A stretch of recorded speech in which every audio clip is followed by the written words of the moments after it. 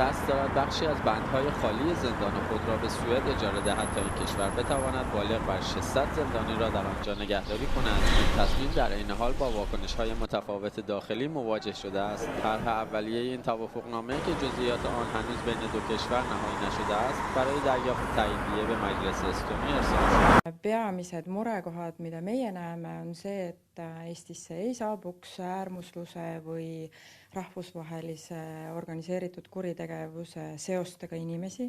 Näeme ka seda, et välisvange võivad hakata külastama isikud, kellel on seoseid äärmusluse või rahvusvahelise organiseeritud kuritegevusega.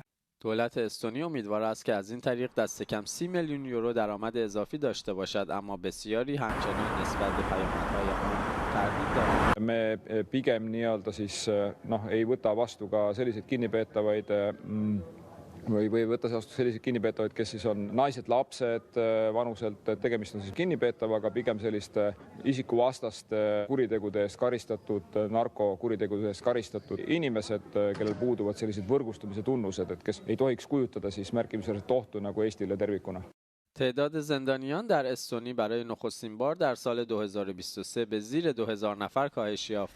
در طرف مقابل، سوئد قصد دارد مجازات‌ها و مدت حبس را سخت‌تر و طولانی‌تر کند، بنابراین انتظار نمی‌رود تعداد زندانیان آن کشور به زودی کاهش پیدا کند.